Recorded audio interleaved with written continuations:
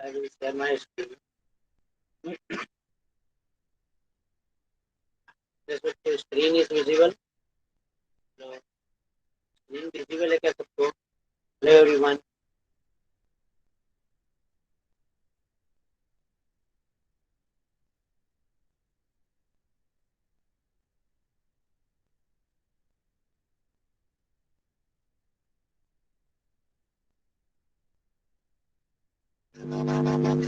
चलिए. Now we are going to start our lecture.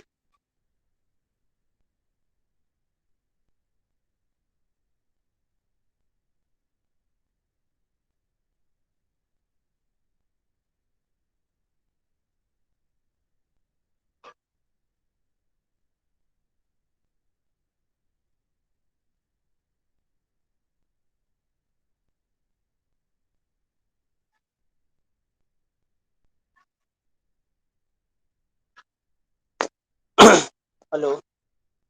अभी आ रहा है क्या proper voice? Hello everyone. Hello. आ रहा है voice proper?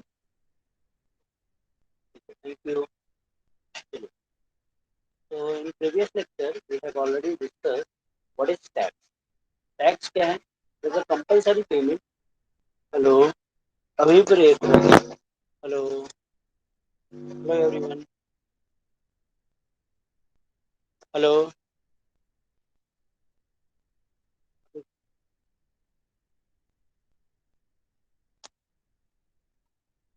Hello.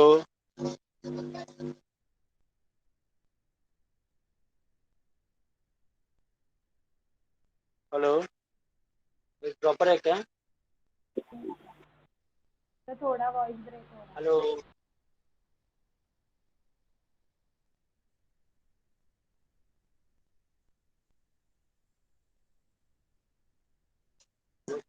Hello everyone.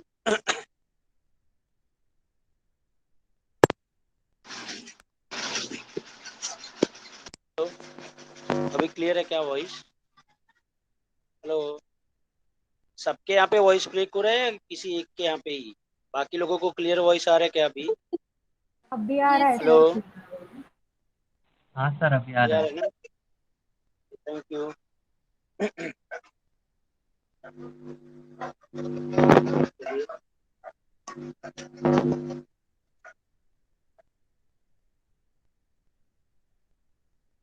Hello. हाँ. तो हम लोग लेक्चर स्टार्ट करते हैं अपना ऑलरेडी. चलिए. तो हम लोग ने previous lecture we have already discuss about the what is tax. ठीक है.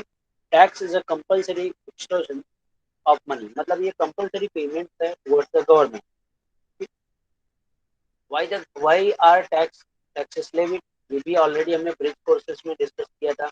बिकॉज गवर्नमेंट जो है, गवर्नमेंट बहुत सारे पब्लिक एक्सपेंडिचर इंकर्ड करती है for the welfare of society and the public. ठीक है. For example roadway, dam, health care, infrastructure, education, these are like defence. ये सारे एक्सपेंसेस इंकर्ड करती है गवर्नमेंट. तो ये सारे एक्सपेंसेस को बेयर करने के लिए गवर्नमेंट को जो है टैक्सेस कलेक्ट करने होते हैं. बिकॉज फॉर इंडिया में, हमारे इंडियन गवर्नमेंट के पास ऐसे कोई major source, revenue generating sources नहीं है जिसके थ्रू वो, या मेजर कोई कंपनीज नहीं है जिसके थ्रू वो टैक्सेस कलेक्ट करे. जैसे बहुत सारी गल्फ कंट्रीज है, जैसे Dubai for example. And for an example Dubai, Dubai में आप जब जाएंगे तो दुबई में आप देखेंगे कि वहाँ की गवर्नमेंट जो है टैक्सेस कलेक्ट नहीं करती. बिकॉज वहाँ की गवर्नमेंट जो है टूरिज्म से एज वेल एज और क्रूड ऑयल पे, ये बहुत सारे उनके जो है इनकम के सोर्स हैं. और बहुत सारी वहाँ की गवर्नमेंट के पास कंपनीज है, तो वहाँ पे जो है जीरो टैक्स पॉलिसी चलती है. जो दुबई वगैरह में, जैसे कि हमने ब्रिज कोर्स में भी ये बातें को डिस्कस किया था. ठीक है. टैक्सेशन सिस्टम इन इंडिया, जैसे हमारी गवर्नमेंट जो है, इंडियन गवर्नमेंट जो है टैक्सेस कलेक्ट करती है, तो बट इंडियन गवर्नमेंट को पावर इम्पावर कौन करता है, कि गवर्नमेंट को ये पावर कौन अलॉट करता है कि गवर्नमेंट टैक्सेस कलेक्ट कर सकती है पब्लिक से? तो देखो, हमारा constitution of India, in India constitution of India is the present law, parent law. मतलब यहाँ पे जो भी हमारी गवर्नमेंट टैक्सेस कलेक्ट कर रही है, वो गवर्नमेंट को टैक्सेस कलेक्ट करने के लिए पावर कौन दे अलॉट कर रहा है? Constitution of India. All other law should be enacted. मतलब जो भी लॉ इंडिया में बनेंगे वो without enacted without exceeding the framework of constitution of India. मतलब जो कॉन्स्टिट्यूशन ऑफ इंडिया के अंडर में ही बनेगी जो भी लॉ बनेगा, ठीक है। यहाँ पे बोला गया constitution of India provide that no tax shall be levied on the और collected except by authority of law. मतलब कोई और बॉडी जैसे कोई प्राइवेट कंपनी आके या प्राइवेट पर्सन आके कोई एक्सवाइजेड पर्सन आके टैक्सेस कलेक्ट नहीं कर सकता। टैक्सेस वही कलेक्ट कर सकता है जिसको government sorry constitution of India ने ऑथराइज किया है, ठीक है।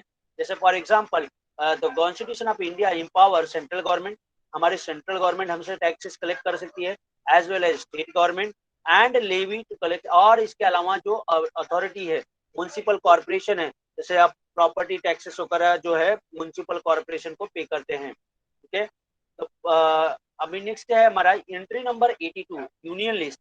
हमारे यूनियन लिस्ट लिस्ट 1 और two 7th schedule of constitution of India given the power to parliament to levy the taxes on income. मतलब जो इनकम टैक्स है वो कहाँ पे इनेक्टेड है, एंट्री नंबर 82। कौन से एंट्री नंबर 82, यूनियन लिस्ट के एंट्री नंबर 82 में इनेक्टेड है।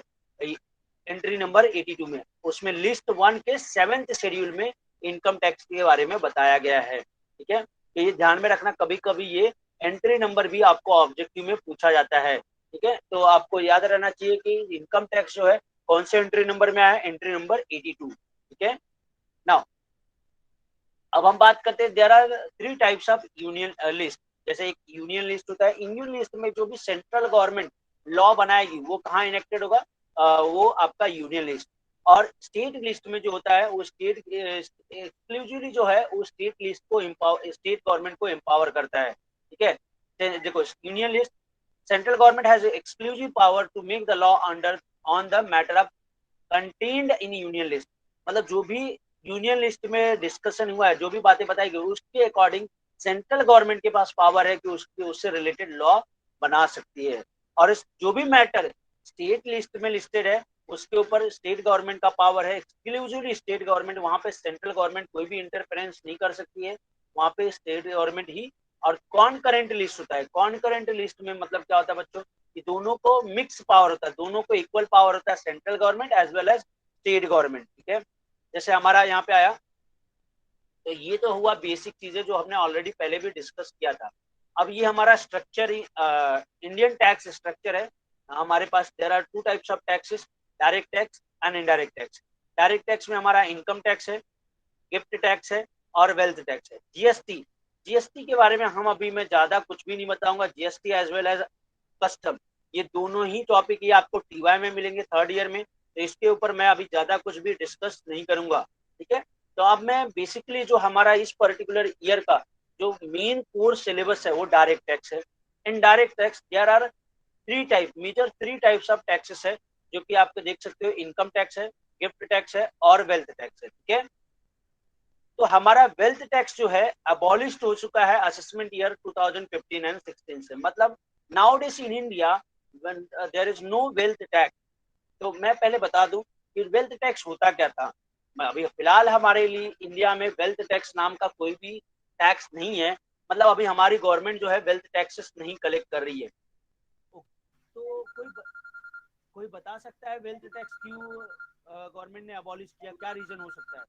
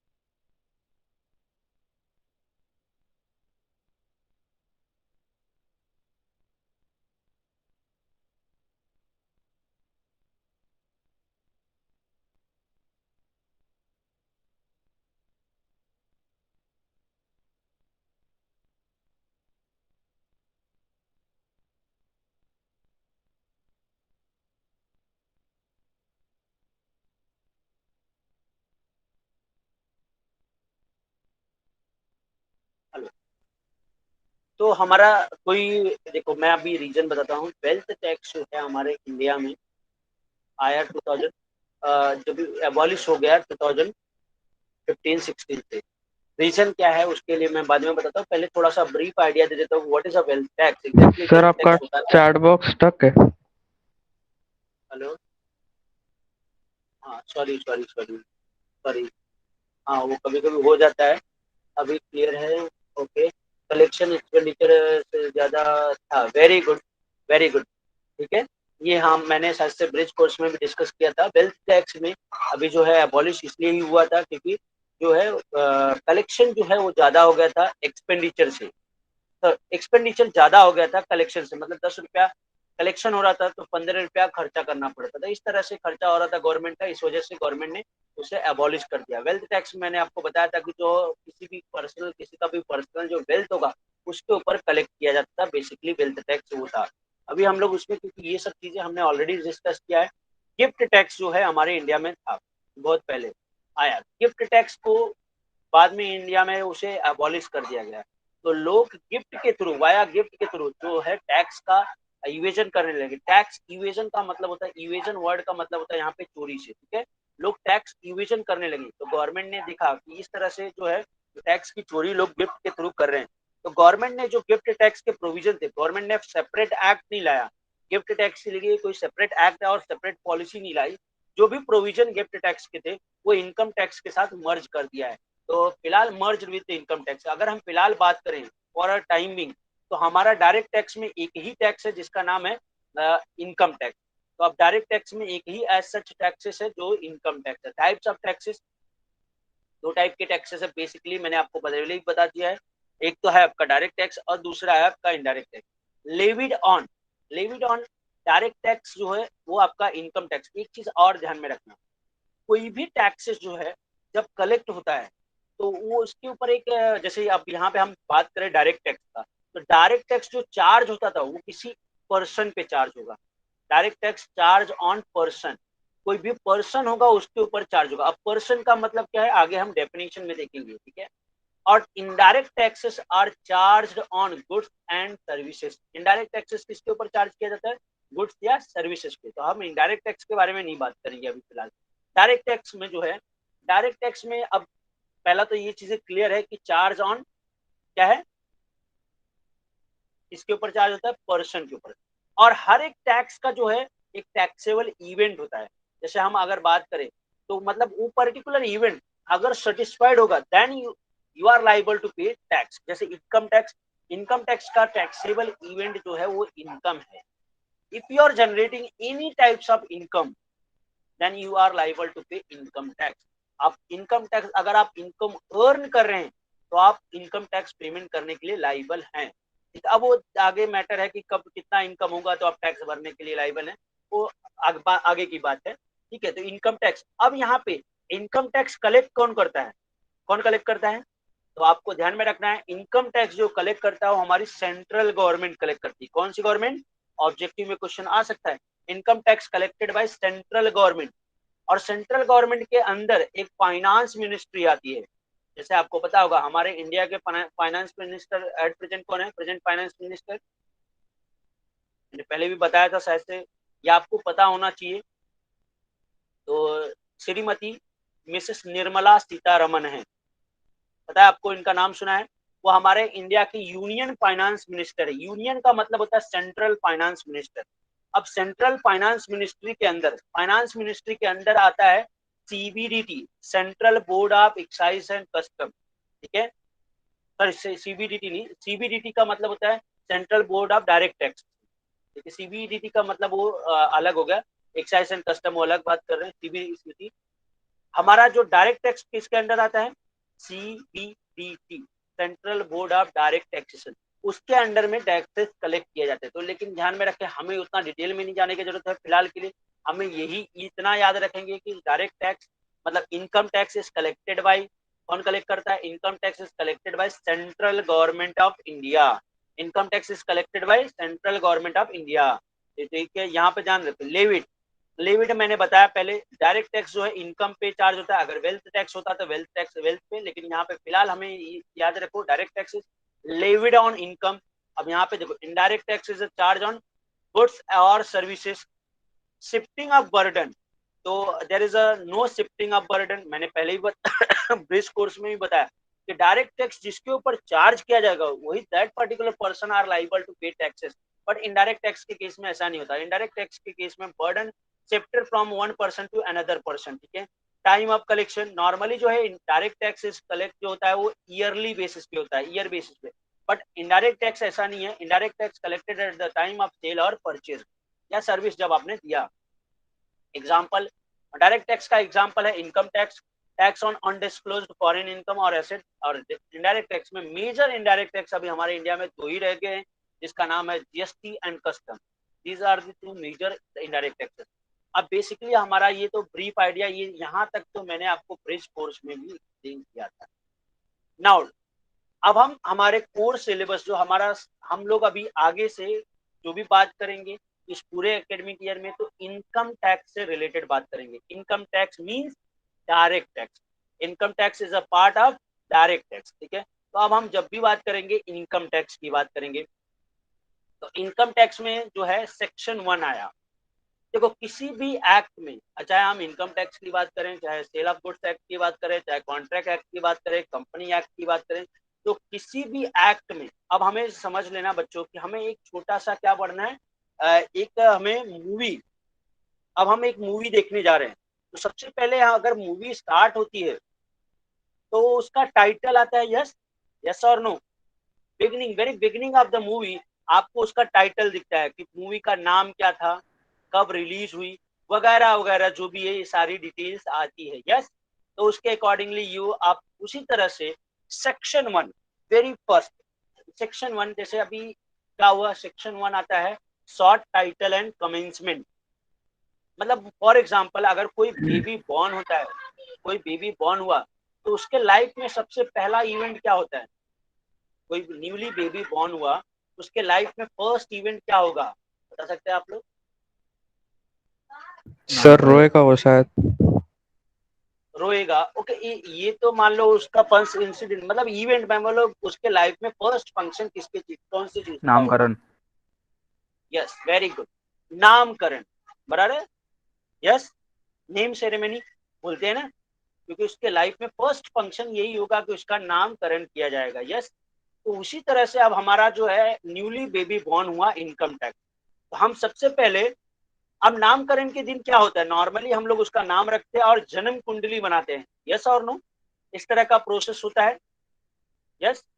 अगर कोई न्यूली बेबी बॉर्न हुआ है तो उसका नामकरण होगा और हम उसका जन्म कुंडली बनाएंगे, बराबर। जन्म कुंडली में लिखा जाएगा कौन से नक्षत्र और कौन से डे में, ये डेट या डे जो भी है, टाइम वगैरह सब लिखा जाएगा कि ये कब बॉर्न हुआ। तो उसी तरह से इनकम टैक्स के केस में सबसे पहला सेक्शन यही बताता है, सेक्शन 1। सेक्शन 1 क्या बताता है, शॉर्ट टाइटल। शॉर्ट टाइटल का मतलब उसका नाम क्या होगा, एंड कमेंसमेंट, कमेंसमेंट का मतलब वो स्टार्ट क्या कब हुआ। तो सेक्शन 1 में मेजर तरीके से हमने 3 बातें बताई। तीनों बातें बहुत ही इंपॉर्टेंट है ऑब्जेक्टिव के लिए, ध्यान रखना।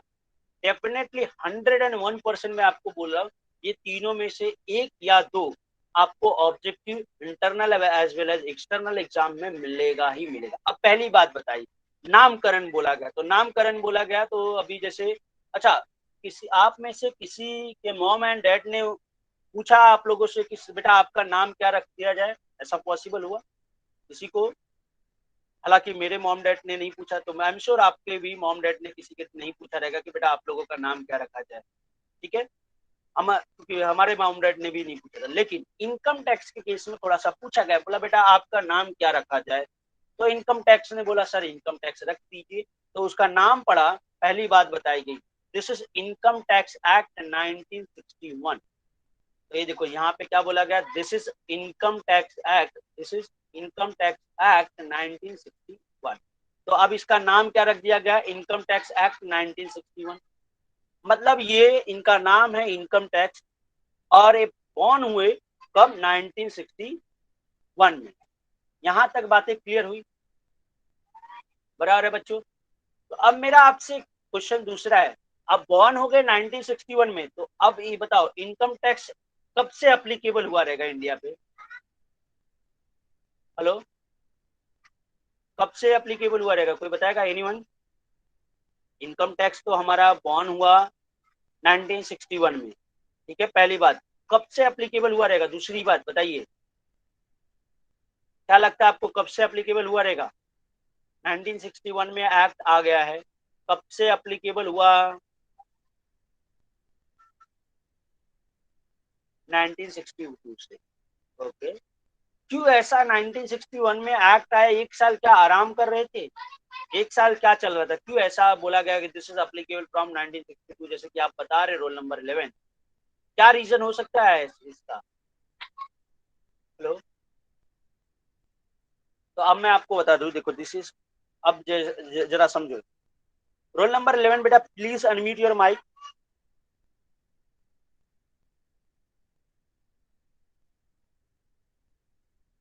हेलो, डरो नहीं भाई, डरो नहीं, अनम्यूट नहीं है। हाँ, मैं अनम्यूट करने के लिए ही बोल रहा हूँ। म्यूट तो ऑलरेडी है ना आपका माइक, अनम्यूट कीजिए आप। रोल हाँ नंबर सर। 11। हाँ, रोल नंबर 11 फॉर एग्जाम्पल, अब हमारे यहाँ पे थोड़ा सा आपको कंफ्यूजन नहीं लग रहा है कि 1961 में एक्ट आया और 1961 से 62 से अप्लीकेबल हुआ? थोड़ा सा नहीं लग रहा अजीब आपको? एक साल क्यों नहीं अप्लीकेबल हुआ? हाँ सर, कंफ्यूज है। कंफ्यूजन है, बराबर है, ठीक। तो अब यहाँ पे कंफ्यूजन वो उसका मैं दूर करता हूँ। फॉर एग्जाम्पल रोल नंबर 11, आपके पास एक हाउस प्रॉपर्टी है, ठीक है। हेलो, हाँ आपने उसको घर, आपके पास एक हाउस प्रॉपर्टी है और उस घर को आप रेंट पे देते हो अपने टेनेंट को, ठीक है। हाँ। ठीक, आप 1 जनवरी 2020 को आपने 2021 को आपने टेनेंट को रेंट पे दे दिया, ठीक? आपका टेनेंट आपको हर महीने की 30 तारीख को रेंट देगा, तो आप कौन सा डेट याद रखने में, कौन सा डेट याद रखोगे? 1 तारीख या 30 तारीख? कौन सा डेट 30 ज्यादा तारीख। प्रायोरिटी पे याद रखोगे? क्यों? उसी टाइम पेमेंट मिल रहा है ना, वेरी इसलिए। गुड, क्योंकि ऑब्वियसली हम 30 तारीख को याद रखेंगे। क्यों?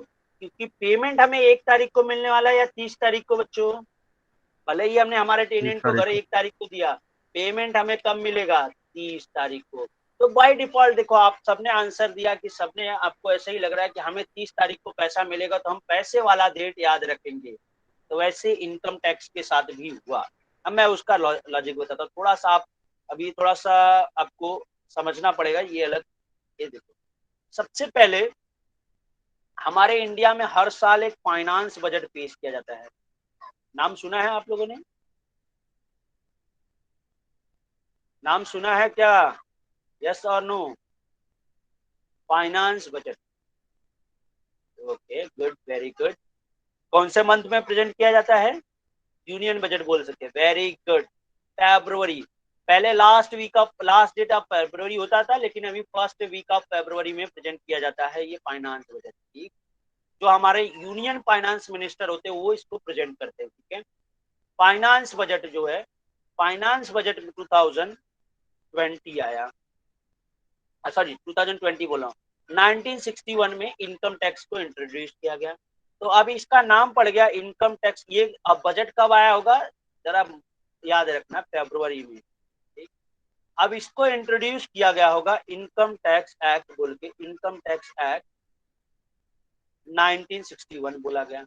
अब ये स्टार्ट हुआ रहेगा, क्योंकि हमें, आपको पता होगा, हम टैक्स में हमेशा फाइनेंशियल ईयर को फॉलो करते हैं। यस, आप सबको पता है फाइनेंशियल ईयर में फॉलो करते हैं, यस और नो? फाइनेंशियल ईयर में फॉलो करते हैं ना? यस। तो अब हमारा ईयर, अगर हम फाइनेंशियल ईयर को फॉलो कर रहे हैं, तो हमारा 1 अप्रैल 1961 में ईयर स्टार्ट हुआ रहेगा। अब खत्म कब हुआ रहेगा? 31 मार्च,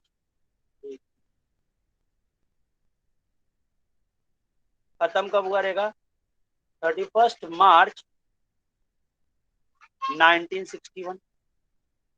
ओके, अब यहाँ से ईयर स्टार्ट हुआ रहेगा और यहाँ पे खत्म हुआ रहेगा। अभी अभी मैंने आपको बताया एक बात, कि हमें ये जो है इनकम टैक्स ईयरली बेसिस पे कलेक्ट किया जाता है या मंथली या क्वार्टरली हाफ ईयरली, कैसे कलेक्ट किया जाता है? सर हाँ बोलो बोलो। 1962 होगा ना?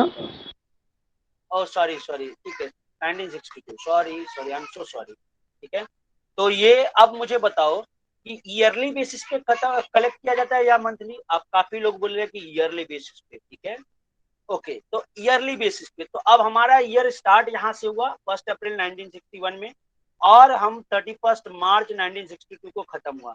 अभी ईयरली बेसिस पे कलेक्ट किया जाएगा, तो गवर्नमेंट क्या बीच में, ईयर के बीच में पैसा मांग सकती है? या दिसंबर 1961 को पैसा मांग सकती थी गवर्नमेंट?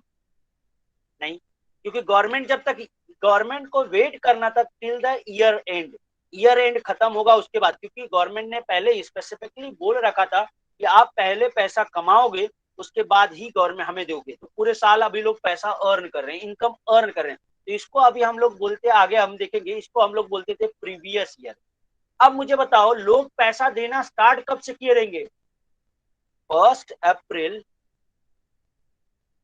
1962 से, यस और नो? क्योंकि ईयर तो यहाँ पे खत्म हो गया, खत्म होने के बाद ही लोग पैसा पेमेंट स्टार्ट करेंगे, पैसा देना स्टार्ट करेंगे, यस और नो?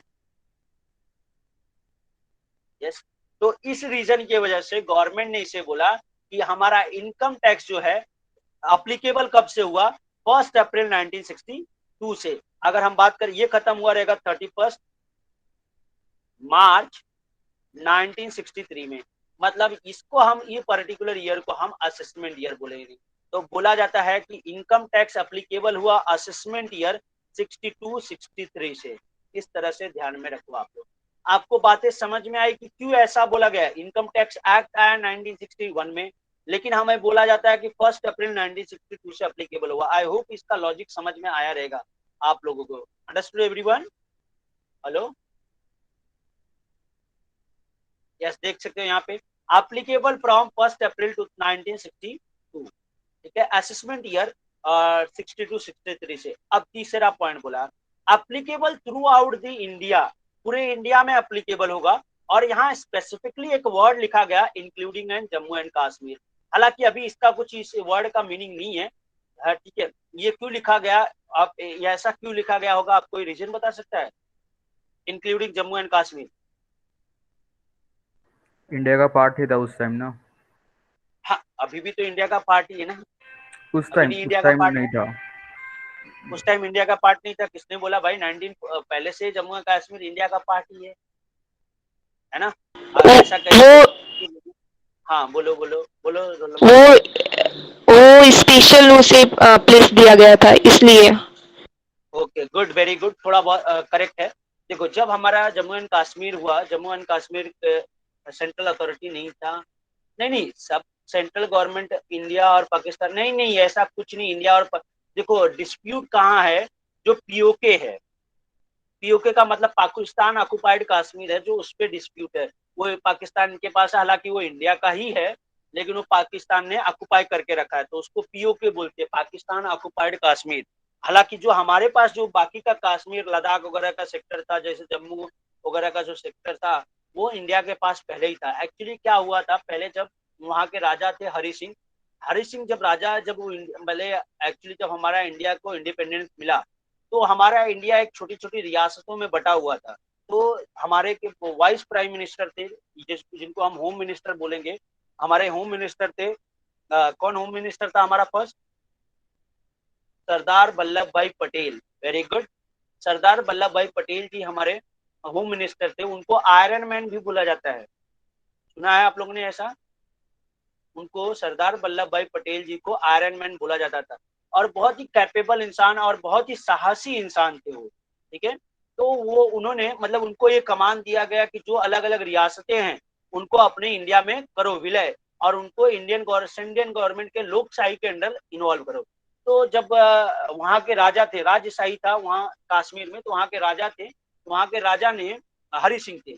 तो जब हरि सिंह के साथ विलय हुआ, तो उन्होंने 2 कंडीशन के साथ विलय किया, मतलब ऐसे टेम्परेरी कंडीशन रखी कि अगर कोई लॉ अगर इंडिया में पास होता है, सॉरी, तो वो जम्मू एंड कश्मीर में तभी अप्लीकेबल होगा जब जम्मू एंड कश्मीर की पार्लियामेंट उसे सैंक्शन करेगी। ठीक है, तो ये इस तरह का एक रूलिंग था। तो जैसे इनकम टैक्स अगर पास हुआ, सेंट्रल गवर्नमेंट ने पास किया, तो फिर वो जम्मू एंड कश्मीर के पार्लियामेंट में जाता था और वहां पे डिस्कशन होता था। तो जम्मू एंड कश्मीर की पार्लियामेंट ने भी इनकम टैक्स को परमिशन दे दिया था, तो इसलिए income tax Jammu and Kashmir में भी अप्लीकेबल होता था। हालांकि 370 हटने के बाद ये सब रूल खत्म हो जाते हैं। अब वो यूनियन टेरिटरी है अब।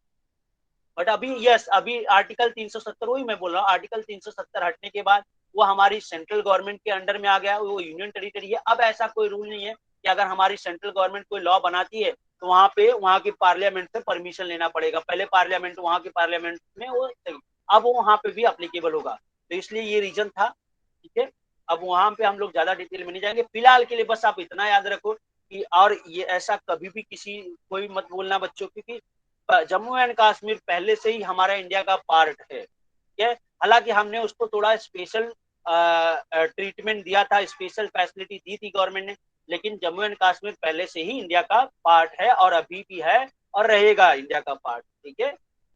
चलिए, तो आगे देखते हैं हमें। Applicable through out India including Jammu and Kashmir, मतलब हमारा अभी तो ये इंक्लूडिंग वर्ड को निकाल भी दिया जाए तो भी मतलब नहीं है। अब बस आप इतना याद रखो कि इनकम टैक्स जो है पूरे इंडिया में अप्लीकेबल होता है। तो अब हमें बात करनी है आगे का नेक्स्ट पार्ट पे। नेक्स्ट पार्ट में बच्चा अब बेबी बॉर्न हो गया, बॉर्न होने के बाद हमने 3 बातें बताई। 3 बातें, उसका नाम क्या है? नाम क्या है बच्चों? This is income tax act 1961। कब से अप्लीकेबल हुआ? अप्लीकेबल फ्रॉम 1 अप्रैल 1962। कहाँ पे अप्लीकेबल होगा? Applicable through out the India. तो ये 3 बातें हमें समझ में आई। अब अब कोई बेबी बॉर्न होता है, उसके बाद धीरे धीरे वो क्या करता है, कुछ वर्ड बोलना स्टार्ट करता है। यस, यस और नो? अब कुछ लोग बोलेगा, तो अगर वो बेबी कुछ बोल रहा है तो लोग अपने अपने अपने कंफर्ट के अकॉर्डिंग उसका मीनिंग अलग अलग निकालने लगते। कुछ जैसे कुछ ने बोला तो कोई बोलेगा उसके बाबू नहीं मम्मी बोला, मम्मी बोला, और कोई बोलेगा नहीं नहीं नहीं मम्मी नहीं बोला, बुआ बोला, आंटी बोला। इस तरह का लोग अपने अपने अकॉर्डिंग से उस वर्ड का मतलब अपने कंफर्ट के अकॉर्डिंग निकालने लगते हैं। यस और नो? होता है या नहीं होता है ऐसा? न्यूली, अगर कोई न्यूली बेबी जो बॉर्न हुआ वो कुछ समय बाद वो बोलना स्टार्ट करता है, तो लोग अपना अपना जो अपने अपने कंफर्ट के अकॉर्डिंग उसका मतलब निकालते हैं। तो इसी तरह से अब income tax word, income tax act भी कुछ बातें बोलेगा। अगर जो न्यूली वर्ड बोला गया, तो इनकम टैक्स ने बोला बेटा अगर इस वर्ड का मतलब अगर आपको पहले से पता है तो ठीक है, कोई दिक्कत नहीं। लेकिन जो पहले से आपको पता है मतलब, वो मतलब आपको याद रखने का जरूरत नहीं। अब इस वर्ड को मैं डिफाइन कर रहा हूं और इसका मीनिंग मैं जो बताऊंगा वो इस एक्ट में अप्लीकेबल होगा। तो इनकम टैक्स एक्ट, तो ध्यान में रखना, किसी भी एक्ट में अगर किसी वर्ड को डिफाइन किया जाता है तो उस वर्ड का डेफिनेशन जो है सेक्शन 2 में दिया जाता है। तो सेक्शन 2 में हमें इसमें डेफिनेशन दिया गया। अब डेफिनेशन 2 तरीके की होती है, ध्यान में रखना। डेफिनेशन 2 तरीके की दी जाती है, एक इंक्लूसिव डेफिनेशन और एक एक्सक्लूसिव डेफिनेशन। दोनों में डिफरेंस क्या है? इंक्लूसिव डेफिनेशन का मतलब हमने इस वर्ड को डिफाइन तो किया, इन फ्यूचर अगर हमें लगे कुछ तो हम इसमें कुछ बातें ऐड कर सकते हैं। कुछ चीजें अगर हमें लगता है कि नहीं ये गलती से एडिशन हो गया तो उसको रिमूव कर सकते हैं। मतलब हम उसको अल्टरेशन, मॉडिफिकेशन कर सकते हैं उस डेफिनेशन का। That is known as inclusive definition. और दूसरा होता है एक्सक्लूसिव डेफिनेशन। एक्सक्लूसिव डेफिनेशन में क्या होता है कि अगर हमने कोई एक बार जो लिख दिया वो परमानेंट है, उसमें हम फ्यूचर में कोई चेंजेस नहीं करेंगे। तो आई होप आपको ये समझ में आया रहेगा। कहीं पे भी ध्यान रखना, 2 तरीके की डेफिनेशन दी जाती है, इंक्लूसिव और एक्सक्लूसिव। Understood everyone? हेलो? तो अब हमारे इंडिया वर्ड को डिफाइन किया गया। क्या बात कर रहे हो सर, हमें इंडिया का मतलब नहीं पता क्या? ऐसे कैसे बात कर रहे हो सर, हमें पता है इंडिया क्या है और कहाँ तक का है। तो अब मैं आपका थोड़ा सा नॉलेज गेन कर दूं। जो आपको लगता था अभी तक, मुझे यही लग रहा है कि आपको इंडिया यही पता होगा कि जो हमारे इंडिया का जियोग्राफिकल बॉर्डर है वहीं तक हमारा इंडिया है। यस और नो? इतना ही पता था ना आप लोगों को कि इससे ज्यादा भी पता था? हेलो? ओके, तो अब मैं आपको आगे का पार्ट बताता हूँ।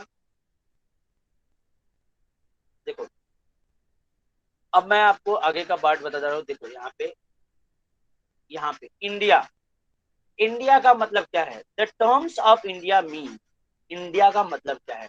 Territory of India as per article 1 of constitution, मतलब हमारे कॉन्स्टिट्यूशन में क्या आर्टिकल 1 में जो इंडिया का टेरिटरी बताया गया है, मतलब जो इंडिया का बॉर्डर बताया गया वो तो हमारा इंडिया है ही, वहां से उसके अंदर का जो पार्ट है वो इंडिया है।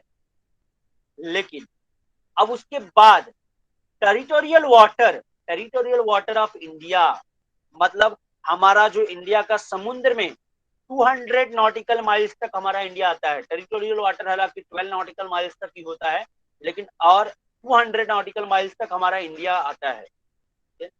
और उसके अंडर में ही जब मैं आपको नेक्स्ट ईयर कस्टम एक्ट पढ़ाऊंगा तब बताऊंगा डिटेल में कि टेरिटोरियल वाटर क्या होता है, सॉरी कॉन्टिनेंटल सेल्फ क्या है, ये सारी चीजें, बेस लाइन क्या है, वो सारी चीजें हम जब कस्टम एक्ट पढ़ेंगे नेक्स्ट ईयर डिटेल में तब ये सारी चीजें समझेंगे। फिलहाल के लिए आप इतना समझो कि इंडिया का जो टेरिटोरियल वाटर है वो तो इंडिया, टेरिटरीज है वो इंडिया है, और इंडिया का टेरिटोरियल वाटर मतलब इंडिया का जो वाटर में 200 नॉटिकल माइल्स तक है प्लेस वो भी इंडिया ही है। ठीक है, exclusive economic zone, continental self ये भी इंडिया का पार्ट है।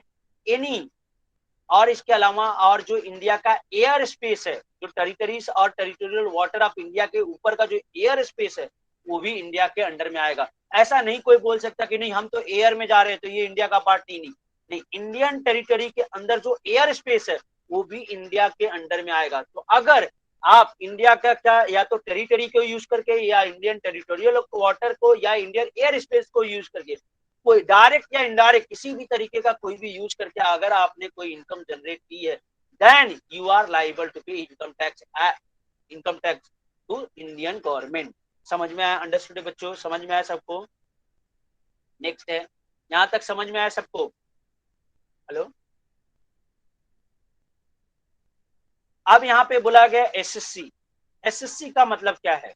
तो देखो एसएससी को दो पार्ट पे हम तोड़ देते हैं। एसएससी का मतलब बोला गया कोई भी पर्सन हो सकता है, कोई भी एसएससी कौन हो सकता है?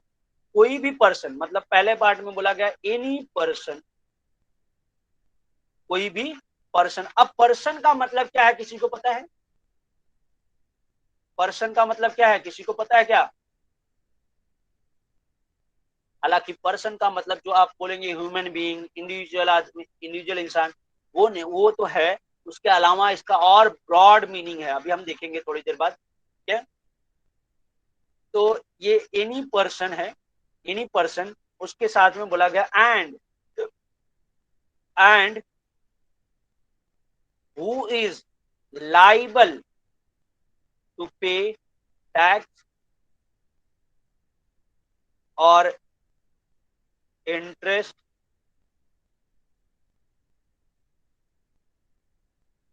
और any payment under income tax act. तो बात समझ में आई आपको? तो ध्यान रखना, एनी पर्सन बोला गया। पर्सन का डेफिनेशन का मतलब क्या है? पर्सन मतलब सॉरी एसएससी का मतलब क्या है? Any person who is liable to pay tax, interest, penalty under income tax act 1961। अगर कोई भी इंसान इनकम टैक्स, इंटरेस्ट, पेनल्टी या और कोई पेमेंट, इनकम टैक्स को पेमेंट करने के लिए लाइबल है, इनकम टैक्स एक्ट के अंडर में लाइबल है पेमेंट करने के लिए, तो उस पर्सन को क्या बोला जाएगा? एसएससी। अब जैसे फॉर एग्जांपल आप रोल नंबर 29, क्या आप टैक्स पेमेंट करने के लिए लाइबल हैं? Roll number 29 7029? नहीं सर। नहीं। तो क्या आप एसएससी हैं? नो। नहीं। अब रोल नंबर 36 8036 हेलो 8036 हेलो। देखो वैसे ही नहीं बैठने का लेक्चर में, आप बैठे हो तो ध्यान भी दो। चलिए रोल नंबर 11 7011। हाँ सर। हाँ, आप अगर आप एक पर्सन है, यस हाँ यस, अगर आप टैक्स पेमेंट करने के लिए लाइबल हैं तो क्या आपको एसएससी मान लिया जाएगा? हाँ सर। यस। तो मतलब ध्यान रखना, एसएससी कौन है? Assessee means any person who is liable to pay tax, interest, penalty और any payment under income tax act 1961। Assessee का मतलब कोई भी पर्सन जो टैक्स, इंटरेस्ट, पेनल्टी और एनी कोई भी पैसा पेमेंट करने के लिए लायबल है। किसको? इनकम टैक्स एक्ट, किसको? गवर्नमेंट को। किसमें? अंडर इनकम टैक्स एक्ट 1961, तो उसे क्या बोला जाएगा, एसएससी बोला जाएगा। तो देख सकते हैं यहाँ पे वही लिखा है, assessee is a person who is liable to pay tax और any sum of money under income tax act 1961। Assessee मतलब क्या है, assessee is the person.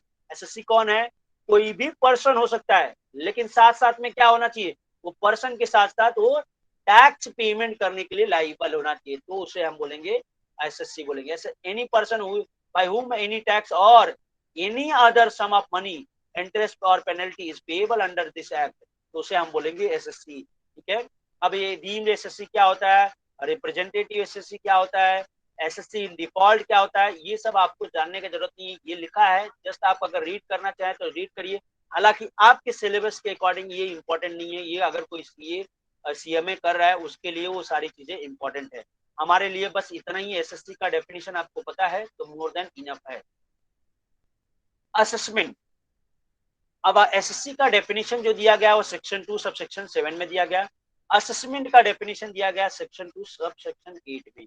Assessment क्या होता है, जैसे आप लोग एग्जाम लिखते हो तो उसके बाद हम क्या करते हैं, उसे हम आपके एग्जाम लिखने के बाद आपको पेपर को क्या करते हैं, हम लोग असेस करते हैं। यस, यस और नो, यस और नो, चेक करते हैं, यस चेक करते हैं। तो चेक करने को हम बोल सकते हैं ना कि हमने पेपर को असेस किया, यस हमने आपका पेपर का असेसमेंट किया, बराबर। उसके अकॉर्डिंग हम बताते हैं कि जो आपने पेपर में लिखा था वो राइट है या रॉन्ग, यस और नो, बराबर है, यस।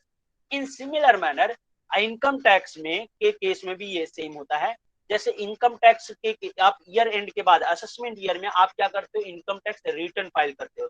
अब रिटर्न जब आप इनकम टैक्स रिटर्न फाइल करते हो गवर्नमेंट को, तो इनकम टैक्स रिटर्न जब आप फाइल करोगे तो उस टाइम पे क्या होता है, गवर्नमेंट आपका रिटर्न जो गवर्नमेंट के जो मतलब इनकम टैक्स रिटर्न का मतलब आप पूरा डिटेल सबमिट करते हो कि कितना आपने इनकम अर्न किया पूरे साल में, कितना कौन कौन से सोर्सेस है, वो डिटेल आप गवर्नमेंट को सबमिट करोगे तो गवर्नमेंट उसके अकॉर्डिंग टैक्स कैलकुलेट कर, टैक्स आपसे चार्ज करती है, वो आप टैक्स पेमेंट करोगे। बाद में आफ्टर सम टाइम बाद उसको गवर्नमेंट क्या करती है, असेसमेंट करती है, उसको गवर्नमेंट क्या करती है, चेक करती है, चेक करती है कि क्या आपने जो रिटर्न फाइल किया वो करेक्ट है या नहीं करेक्ट है। अगर गवर्नमेंट को कुछ जो डाउट जाता है तो वो गवर्नमेंट आपको क्या नोटिस भेजती है, जिसको हम लोग बोलते हैं स्क्रूटनी का नोटिस आया है, बोलते हैं ना नोटिस मिला है, स्क्रूटनी का मतलब चेक करने का नोटिस मिला है। अब ये चेक कौन करता है, जो चेक करता है उसको हम बोलते हैं असेसिंग ऑफिसर। देखो यहाँ पे वही बोला assessment, this is a procedure by which the income of an assessee is determined by AO. AO का मतलब होता है असेसिंग ऑफिसर, ठीक है।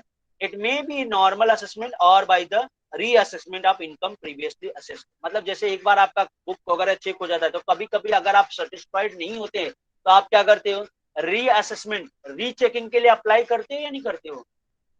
सपोज आपका जो असेसमेंट है आप उससे सेटिस्फाइड नहीं हुए तो आप उसको क्या करते हो, रीचेकिंग के लिए अप्लाई करते हो। इन सिमिलर मैनर यहाँ पे भी नॉर्मल असेसमेंट और एज वेल एज रीअसेसमेंट भी होता है, तो ये दोनों ही चीजें असेसमेंट का पार्ट है, ठीक है। अब नेक्स्ट डेफिनेशन आता है पर्सन का, ठीक है। तो पर्सन में, पर्सन का डेफिनेशन देखो ध्यान में रखना, पर्सन, पर्सन का definition under section 2 sub section 31 में दिया गया है। पर्सन का डेफिनेशन कहाँ दिया गया है, अंडर सेक्शन 2 और सब सेक्शन 31 में, ठीक। अब यहाँ पे ध्यान में रखना, पर्सन इंक्लूड, पर्सन में 7 लोग इंक्लूड होते हैं। कितने लोग बच्चों, 7 लोग। अब आपको याद कैसे रखना है, देखो इस तरह से 2 into 3 प्लस अगर 1 करे तो ये इज इक्वल टू 7 ही होता है या नहीं होता है। देखो तो इसको हम लोग इस तरह से बोलते हैं 2 सबसेक्शन 31। तो इस तरह से अगर आप बोले तो ये क्या हो गया, सेक्शन 2 सबसेक्शन 31। तो पर्सन में ये आपके नॉलेज के लिए ट्रिक बताया, ऐसे कुछ नहीं है, अगर आप याद रख सकते हो तो बहुत अच्छी बात है, नहीं याद रखेंगे तो भी आपको ध्यान में रखना है, डायरेक्ट ये भी यार ट्रिक के थ्रू याद रख सकते हैं। 2 into 3 6, 6 + 1 7। तो पर्सन में कितने लोग होते हैं, 7 लोग होते हैं। पर्सन इंक्लूड 7 लोग, 7 लोग इंक्लूड होते हैं, पर्सन में 7 लोग इंक्लूड होते हैं, ठीक है। तो अब हम पर्सन का डेफिनेशन थोड़ा बड़ा है जो हमें यहाँ पे 7 लोगों को अलग अलग बारे में बताना है। तो नेक्स्ट लेक्चर में आपका ये फर्स्ट चैप्टर जो डेफिनेशन का है वो फिनिश्ड हो जाएगा। नेक्स्ट हम नेक्स्ट टू नेक्स्ट लेक्चर में जो आपका अभी आप लोगों को लग रहा होगा कि क्या टैक्स में सब थियरी ही है, नहीं थियरी ही नहीं है बच्चों, थोड़ा सा थियरी है। फर्स्ट चैप्टर में डेफिनेशन वगैरह पार्ट था, उसके बाद जो है हमारा प्रैक्टिकल सम है। नेक्स्ट टू नेक्स्ट लेक्चर तक हम लोग जो है प्रैक्टिकल सम स्टार्ट करेंगे। ऑलरेडी मैंने डेफिनेशन वाला पार्ट जो है मैंने आपको फॉरवर्ड कर दिया है, तो वो आप अपने नोटबुक में नोट डाउन करिए। अगर कुछ किसी को डाउट है तो आप पूछ सकते हैं। किसी को कोई डाउट है क्या आज के लेक्चर में? आज के लेक्चर में हमने क्या क्या कवर किया, जैसे बेसिक चीजें कवर की। बेसिकली आज के लेक्चर में हमने सेक्शन 1 कवर किया, जो कि सेक्शन 1 क्या है, short title and commencement. Short title and commencement में मतलब 3 बातें बताई गई। This is income tax act 1961, this is applicable from 1 April 1962 and yes lecture का रिकॉर्डिंग भी दे देंगे and this is applicable through out the India. Next section 2 में definition दिया गया, जिसमें हमने इंडिया का डेफिनेशन पढ़ा। सेक्शन 2 सब सेक्शन कहाँ पे, सेक्शन 2 सब सेक्शन 31 में हमने पढ़ा, सर 31 में नहीं 22 में। नेक्स्ट उसके बाद हमारा सेक्शन 2 सब सेक्शन हमने जो है 7 कवर किया, जो एसएससी का डेफिनेशन बताता है। सेक्शन 2 सब सेक्शन 8 कवर किया, जो कि हमारा असेसमेंट का डेफिनेशन बताता है। और सेक्शन 2 सब सेक्शन 31 जो कि पर्सन का डेफिनेशन है, तो उसके बारे में अभी हम पढ़ने वाले हैं। तो बस आज के लिए इतना ही, मिलेंगे नेक्स्ट लेक्चर में, तब तक के लिए बाय बाय। ख्याल रखें आप लोग अपना, stay safe, stay healthy, bye bye everyone, thank you so much.